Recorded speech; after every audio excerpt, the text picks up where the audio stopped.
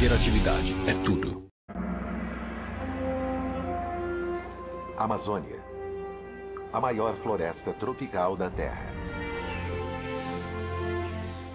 Ela é o lar de uma em cada 10 de todas as espécies do planeta.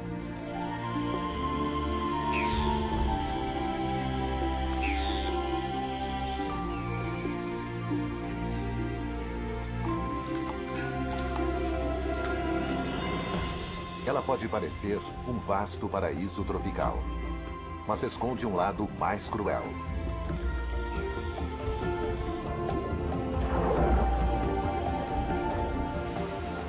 Nesta paisagem, há a mesma quantidade de água quanto de floresta.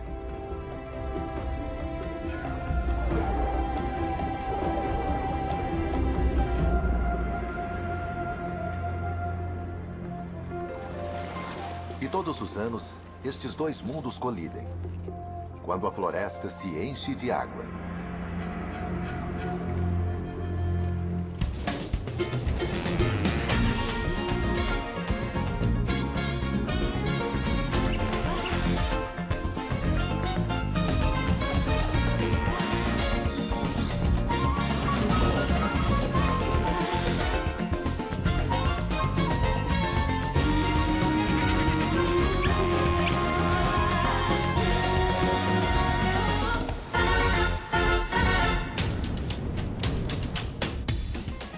Brasil Selvagem.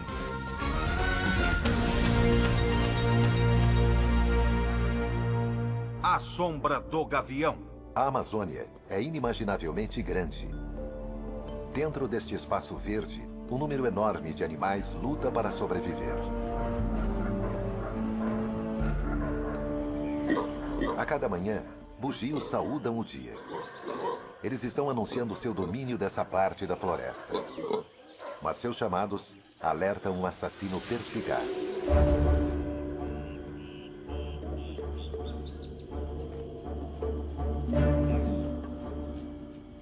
A arpia é a ave de capina mais poderosa do mundo, capaz de carregar um bugio em suas garras. Suas asas, cuja envergadura é de 2,5 metros, são amplas e curvas, o que a permite fazer manobras através dos dosséis com precisão mortal.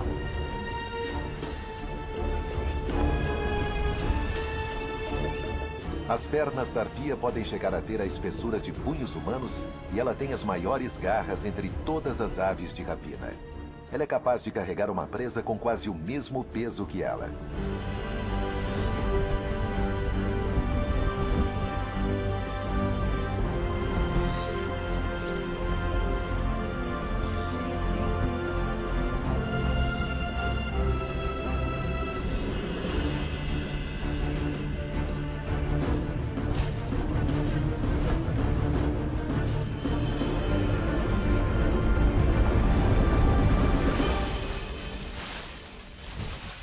Mas dessa vez, o objetivo da arpia era somente um galho.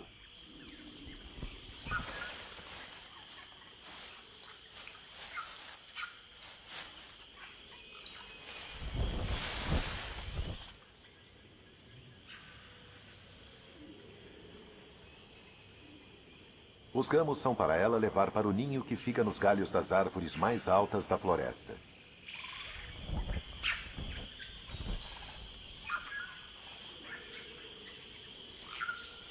Mas esses gamos verdes talvez não sejam utilizados na construção ou embelezamento do ninho. As folhas de muitas das plantas dessa floresta contêm substâncias químicas, venenos, para evitar que os animais as comam. E essas folhas podem agir como repelentes contra insetos. A ave talvez esteja usando armas químicas.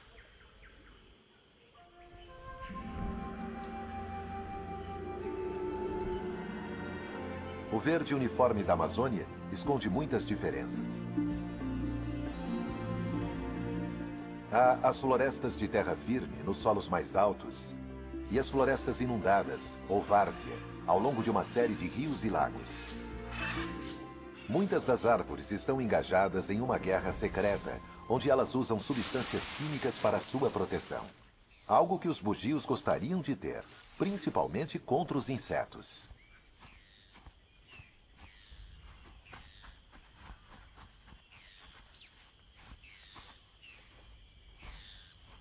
Quando não estão se coçando, os macacos fornecem um serviço às árvores. As figueiras oferecem frutos nutritivos e macios com sementes pequenas.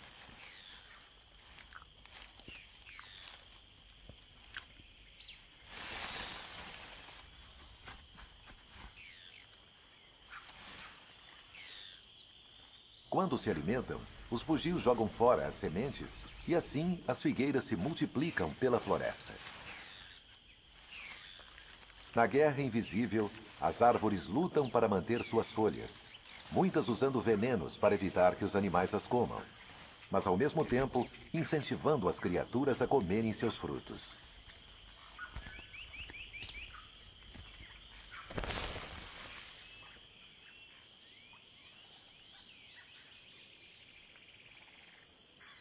A maioria dos frutos é altamente nutritiva, e isso ajudou a mudar a vida sexual de um dos moradores daqui, o galo da Serra do Pará. Todas as manhãs, depois de se fartar rapidamente de frutas, os fabulosamente coloridos machos se reúnem em uma área de exibição comunal.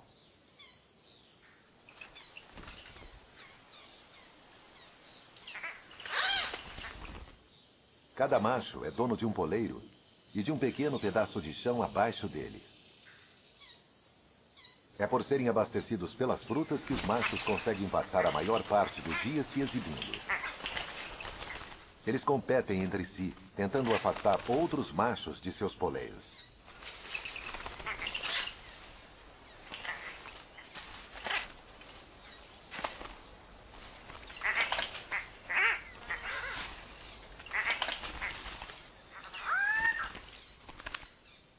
A chegada de uma fêmea unicolor faz os machos descerem, cada um para sua área individual. Curiosamente, eles agora pararam de emitir sons e mal se movem.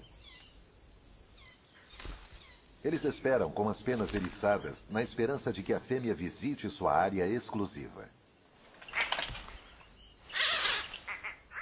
Os machos tentam estragar o show um dos outros, adentrando a cena da exibição alheia.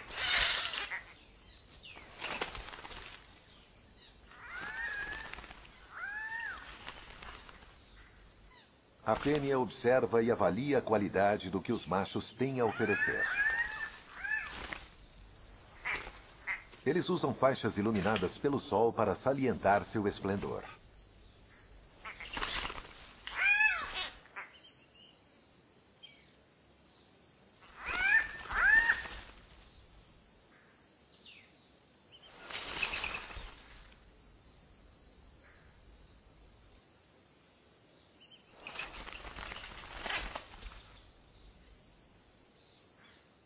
Ela escolheu um macho na margem extrema da área de exibição, onde o acasalamento acontece discretamente.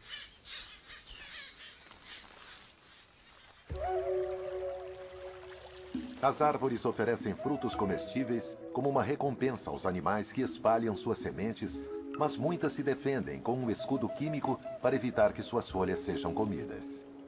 Existe uma guerra invisível entre as árvores e os comedores de folhas. E o comedor de folha mais importante da Amazônia é este pequeno inseto, a formiga cortadeira. Suas mandíbulas vibram milhares de vezes por segundo à medida que ela corta as folhas. As folhas cortadas não são comidas pelas operárias. Em vez disso, elas as levam de volta para o ninho.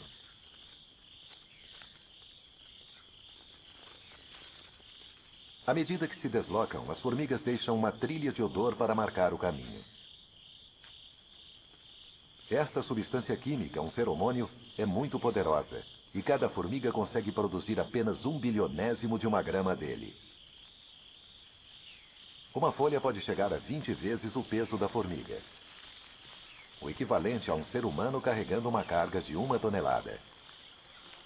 Porém, mais surpreendente ainda, estes mini-hércules chegam a mais de 100 metros de seu ninho, o equivalente humano a uma caminhada de 24 quilômetros. Como se a carga não fosse o suficiente, formigas maiores sobem nas folhas nas costas das carregadoras para protegê-las de moscas parasitas.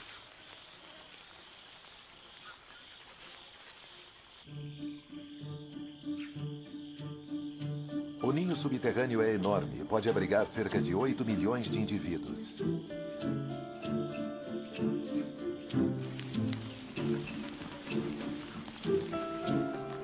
As folhas são levadas para uma câmara especial, onde uma classe diferente de formigas as corta em pedaços menores.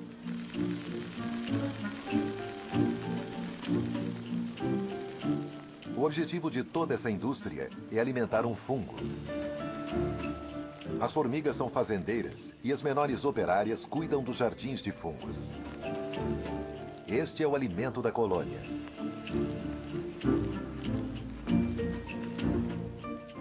As formigas e os fungos dependem totalmente uns dos outros. Se as formigas trouxerem folhas envenenadas que não sejam adequadas aos fungos para o ninho, algo as avisará e então elas coletarão outras folhas. A rainha é uma gigante no mundo liliputiano. Ela chega a pesar 1.500 vezes mais do que as formigas jardineiras. Apenas ela produz os ovos que se transformarão nos muitos tipos de operárias. A colônia está sempre ocupada, escavando novas câmaras para cultivar mais fungos. O espólio é levado para fora e excluído.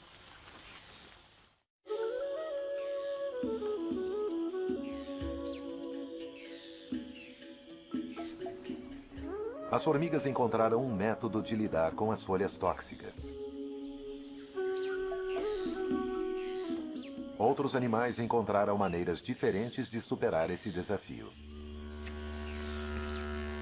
A mãe preguiça tem seu próprio método de encontrar folhas comestíveis.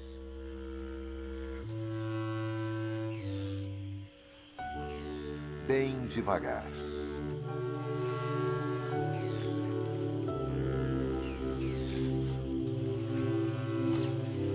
A razão da famosa letargia da preguiça é que folhas têm pouco valor nutricional. Então, a preguiça economiza energia com um metabolismo muito lento.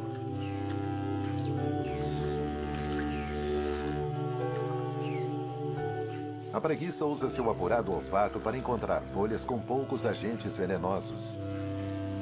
E o filhote aprende com a mãe. O movimento denuncia a presa ao predador.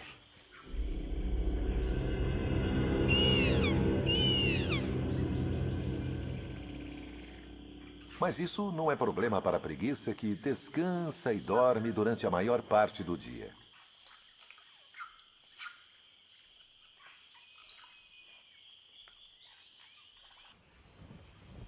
Há agitação no ninho. O filhote da águia nasceu. A mãe fará a maior parte das tarefas do ninho, abrigando o filhote do feroz sol tropical.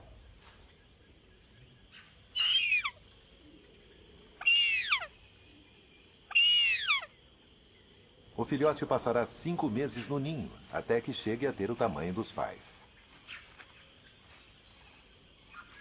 Durante esse tempo, eles trarão galhos como uma forma de controlar os insetos. A mãe vê algo se movendo.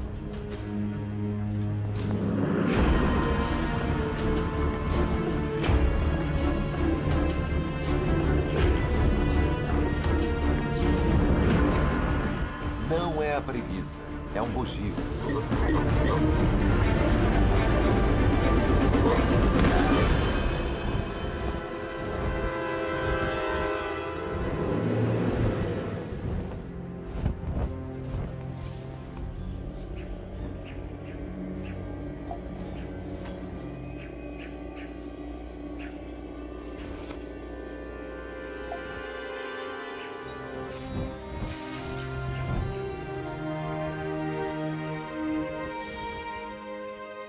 O macaco será um dos muitos que os pais trarão ao único filhote durante os próximos meses.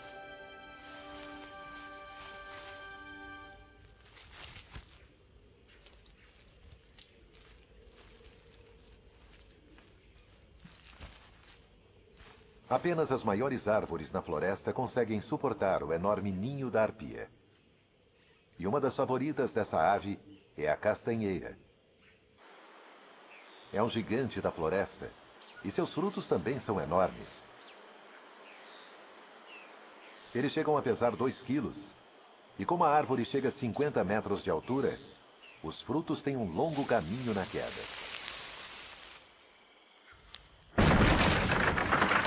Existem até registros de mortes entre humanos atingidos por aquelas castanhas. O fruto é duríssimo e por muito tempo não se soube que animais conseguissem abri-lo. Mas agora sabemos que este roedor, a cutia, não só come as castanhas, como ajuda a produzir novas árvores.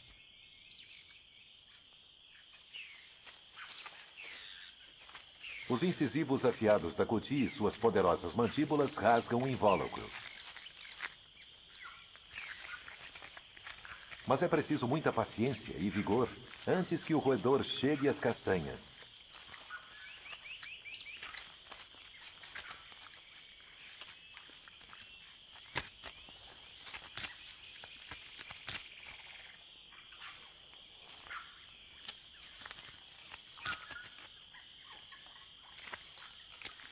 A cutia come algumas e enterra o restante para mais tarde.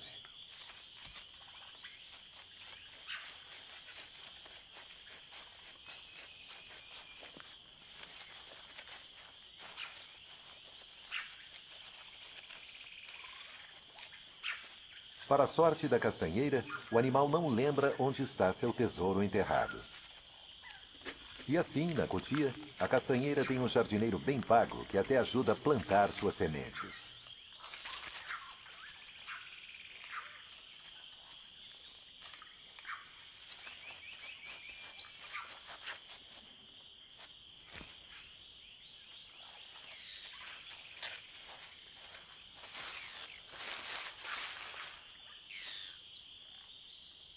As sementes ficam dormentes por mais de 1 ano antes de germinarem.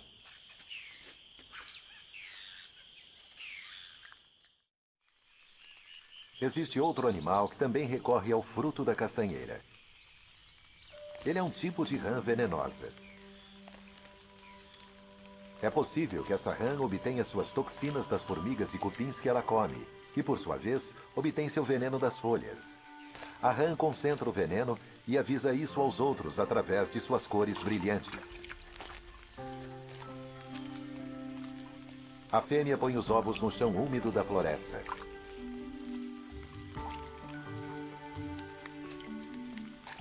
O macho toma conta e os mantém limpos.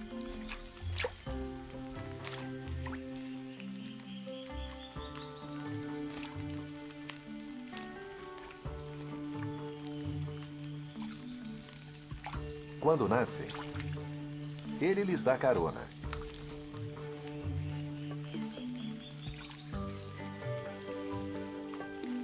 Os girinos aderem ao muco das costas do pai. O pai carrega os filhotes um a um até a casca vazia da castanha.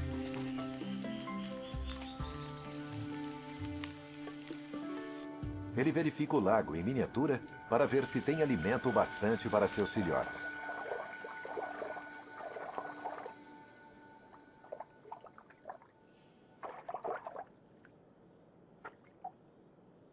Em alguns meses, as jovens rãs venenosas sairão da segurança de seu berçário na casca da castanha.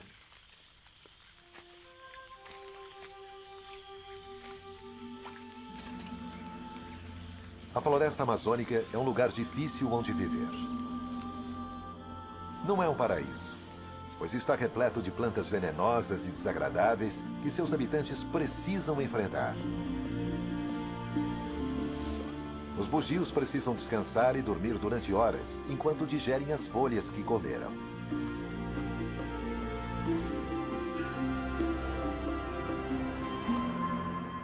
A noite traz novos desafios e uma gama diferente de animais. Criaturas que se escondem durante o dia. E há diferentes frutas para serem encontradas e consumidas.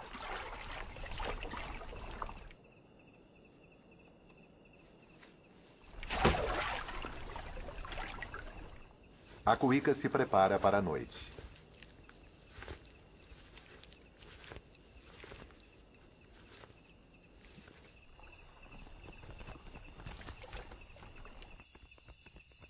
Ela é um onívoro, uma generalista, e usa seu olfato para encontrar alimento no mundo escuro. Mas ela precisa competir com morcegos frugívoros. Uma fruta deste tamanho é uma atração irresistível.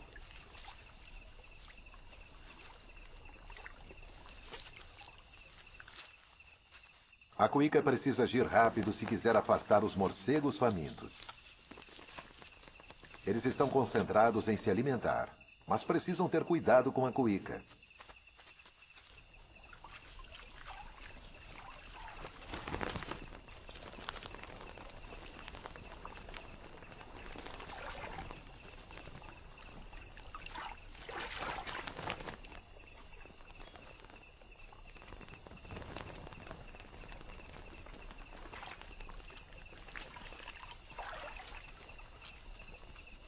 A atração das frutas no solo é tanta que quando a cuíca vai embora, os morcegos retornam. Eles estão distraídos com o frenesi da alimentação e não percebem que a cuíca voltou.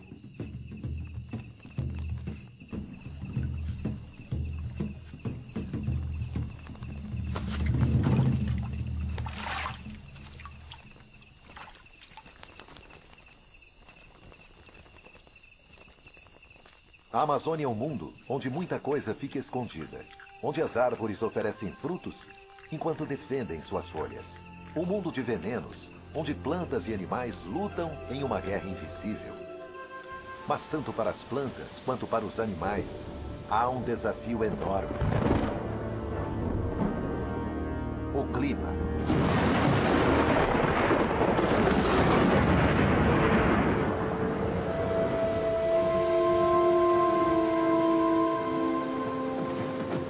A Amazônia é uma floresta tropical. Cerca de 250 centímetros de chuva caem todos os anos.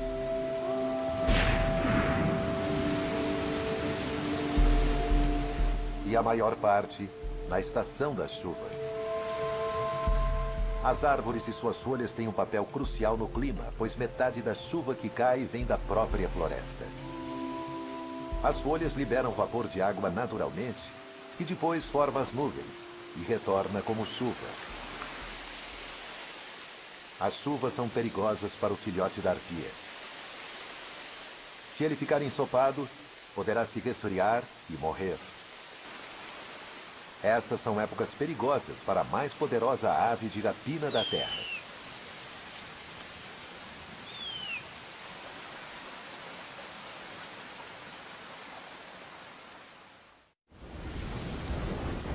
As chuvas transformam a floresta amazônica e muitos de seus rios.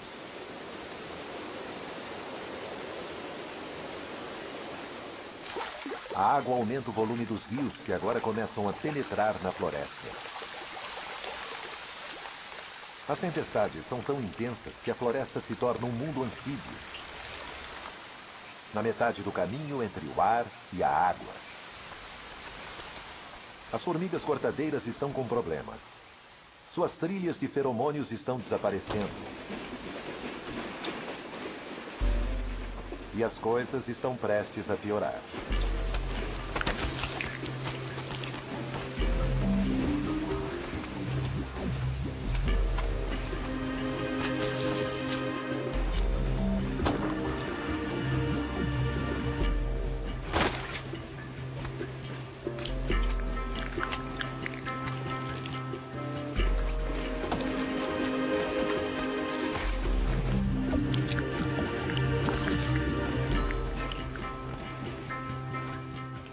Não são apenas as torrentes de água vindas de cima. Os rios continuam subindo, submergindo suas trilhas. As formigas, as maiores consumidoras de folhas da floresta, estão encharcadas pela estação das chuvas. À medida que a água sobe, ela se espalha dentro da floresta e cria alguns dos habitats mais exclusivos do mundo. As várzeas e igapós, florestas inundadas sazonalmente.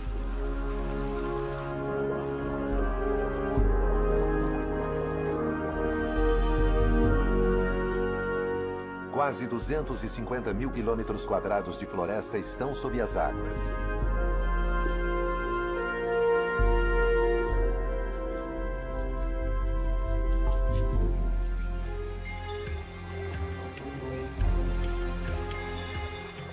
A transformação é total.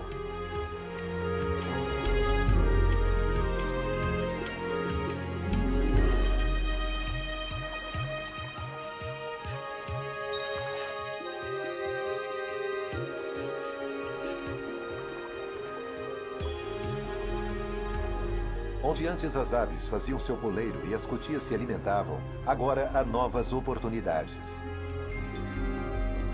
Em seu auge, as enchentes podem alcançar mais de 20 quilômetros floresta dentro.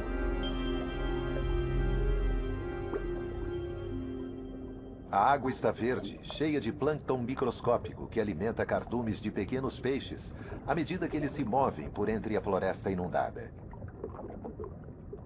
Os peixes fazem sua casa entre as folhas do solo da floresta, onde antes formigas carregavam suas pesadas cargas.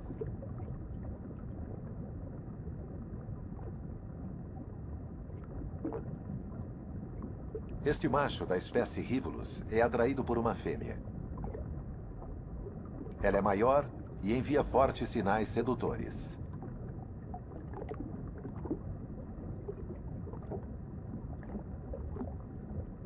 Mas nem tudo é o que parece. O macho está seduzido, mas está indo para a morte. A fêmea não é da sua, mas de outra espécie, a Erythrinus, uma fêmea fatal dos peixes que imita uma fêmea comum, atraindo assim o macho para a morte.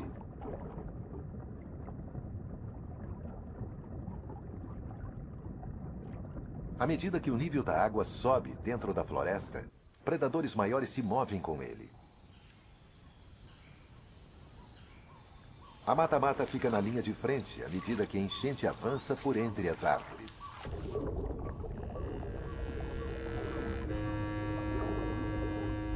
Ela tem seu próprio método de pesca.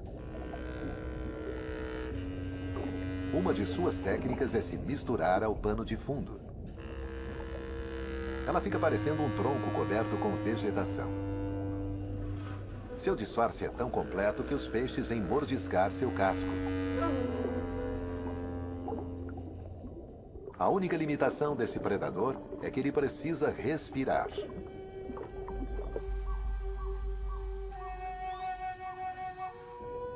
Isso restringe a mata-mata às margens mais rasas da enchente invasora.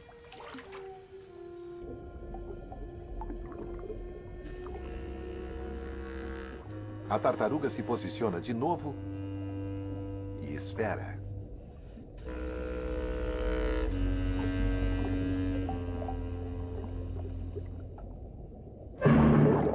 E depois explode em movimento.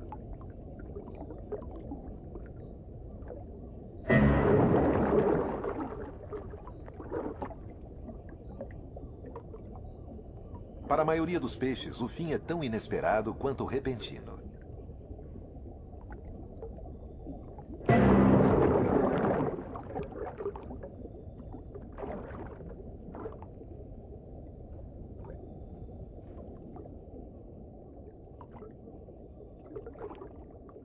O nome brasileiro, mata-mata, pode se referir à habilidade da tartaruga de matar.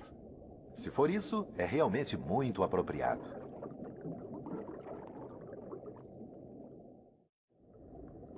À medida que a água enche a floresta, ela causa problemas para alguns de seus habitantes mais lentos.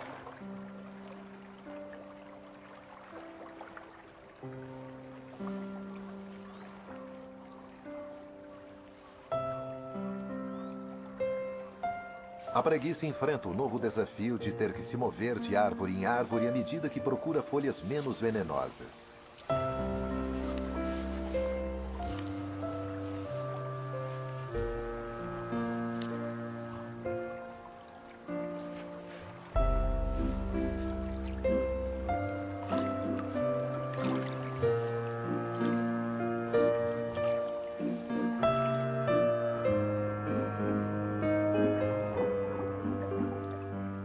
Ela é uma nadadora surpreendentemente habilidosa, o que é muito bom.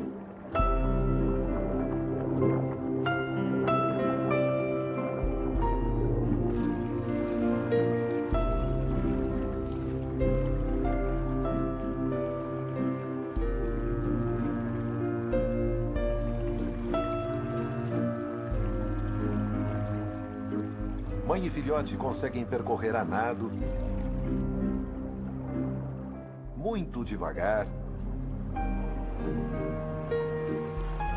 as curtas distâncias entre as árvores.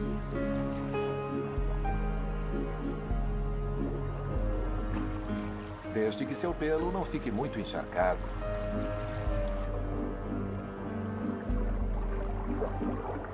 Curiosamente, o pelo molhado da preguiça pode ser uma bênção disfarçada, pois incentiva as algas verdes a crescerem, o que proporciona uma espécie de camuflagem.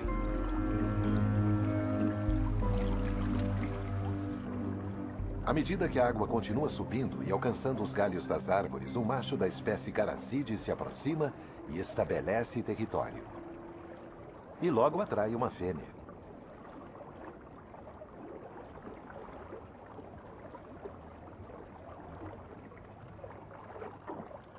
O macho vigia um trecho de água abaixo de um galho.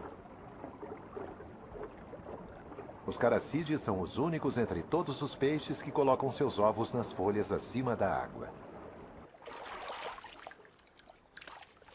O ato de acasalamento exige coordenação extraordinária e o tempo perfeito.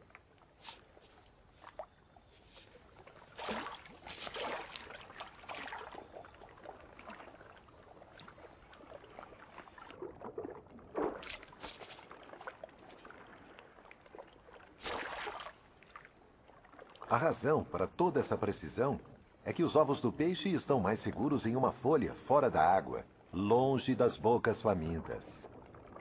Depois que todos os ovos são posicionados, o macho não só os protege, ele também os mantém úmidos.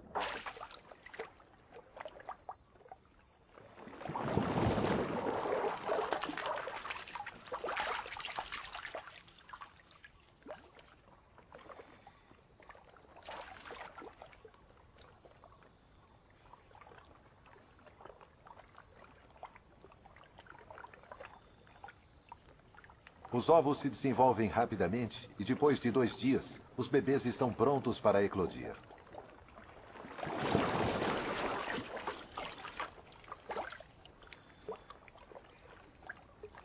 Eles caem com segurança nas águas da floresta inundada. A água atingiu sua altura máxima, até 12 metros a mais do que na estação da seca. Mesmo assim, algumas árvores dão frutos nessa época, quando estão cercadas por hectares de água.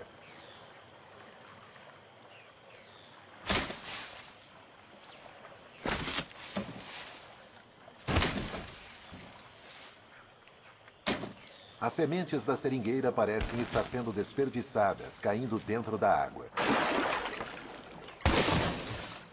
Mas nada poderia estar mais longe da verdade.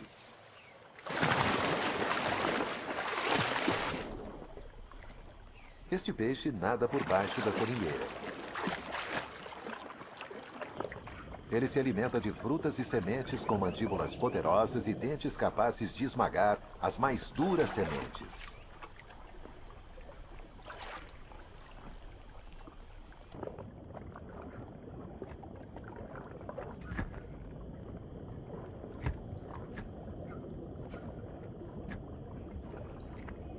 O estranho relacionamento entre peixe e árvore é mutuamente benéfico. As sementes evacuadas por ele são espalhadas pela floresta inundada. Com uma enchente com nível tão alto, a várzea não é um local seguro.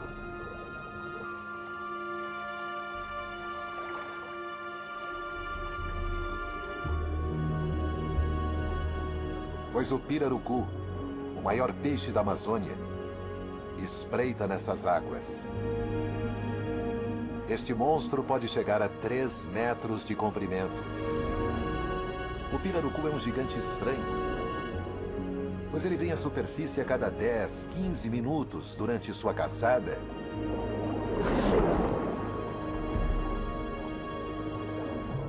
Pois ele precisa respirar.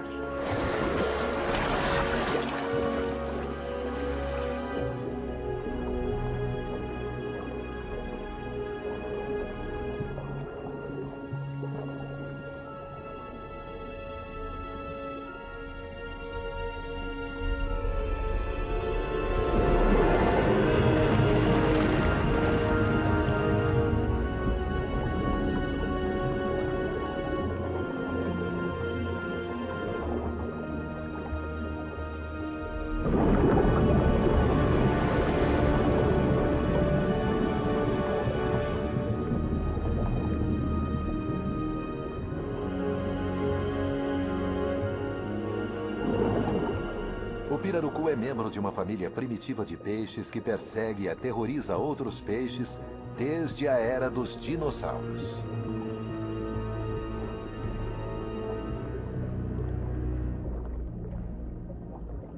E ele tem um parente, outro peixe dinossauro, que assombra o mundo submarino de folhas da floresta inundada.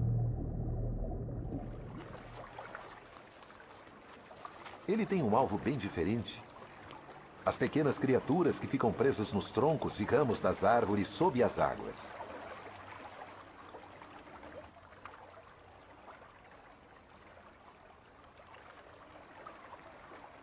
Com 1 metro de comprimento, o aruanã é menor que o pirarucu, mas não menos assustador. A enchente o atrai mais perto do topo das árvores e de suas presas.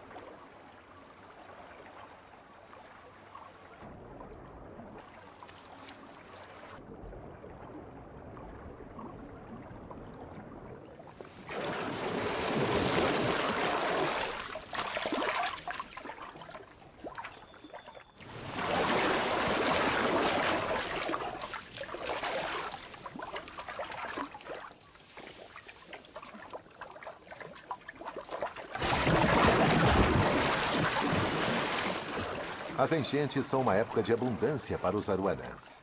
Durante meses, eles terão acesso às árvores.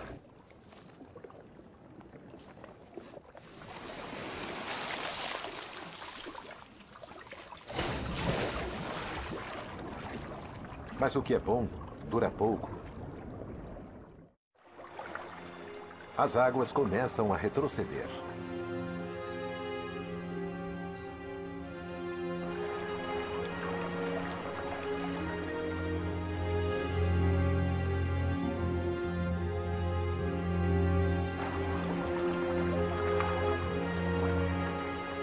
Esta é uma época perigosa para os peixes da floresta. É fácil ficar preso nessas poças, no solo da floresta. Mas nem todos os peixes estão indefesos.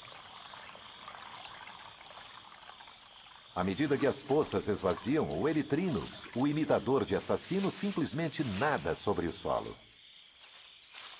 A gravidade o leva rio abaixo.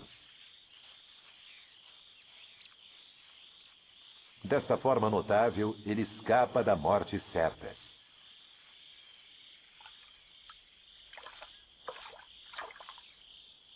O Rivulus também tem uma estratégia de escape. Ele usa os poderosos músculos da cauda para se lançar no ar. Desta maneira vigorosa, ele gira sobre o solo da floresta.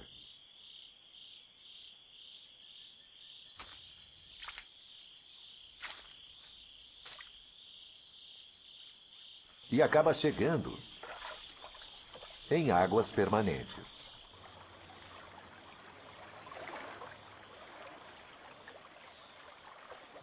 Os habitantes temporários das florestas inundadas são forçados a voltarem para os riachos, rios e lagos.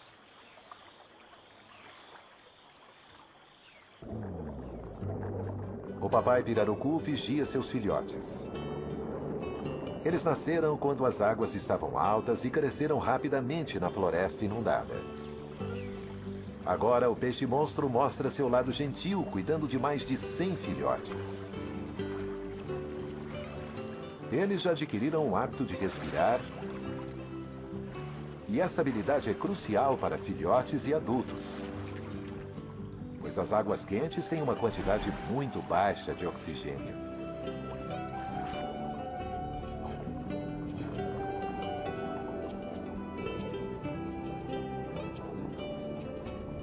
Os filhotes ficarão com o pai durante 3 meses. O macho secreta um feromônio na cabeça que mantém os filhotes perto dele.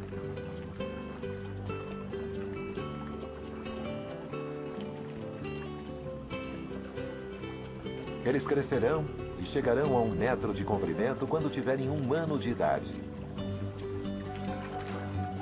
Poucos desses filhotes chegarão à fase adulta, mas os que chegarem se tornarão os maiores peixes de água doce da América do Sul e os terrores da floresta inundada.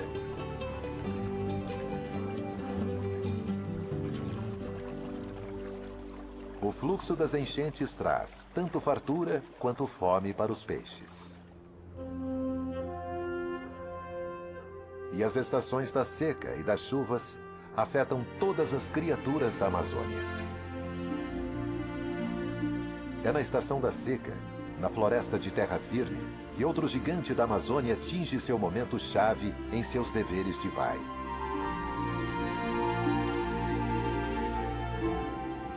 A arpia traz uma refeição para o ninho.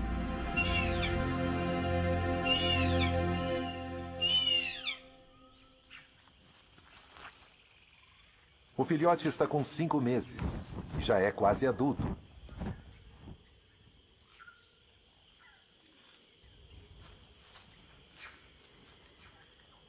Durante seu longo período no ninho, seus pais lhe trouxeram macacos e preguiças, colocaram folhas para afastar os insetos e o protegeram das chuvas.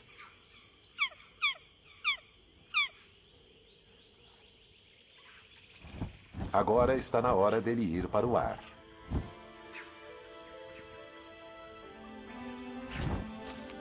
Mas antes, o filhote precisa fortalecer suas asas e músculos.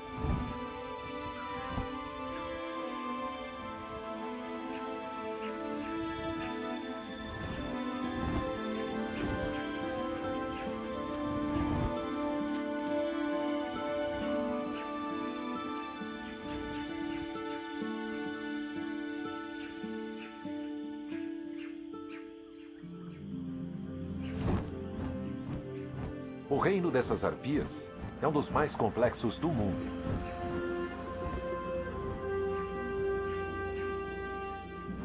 As árvores são a chave para a maioria de seus segredos. Elas guardam suas preciosas folhas com venenos. E essas mesmas folhas liberam vapor d'água, que por sua vez produz as nuvens que alimentam as mais notáveis enchentes da Terra. Versão Marshmallow São Paulo.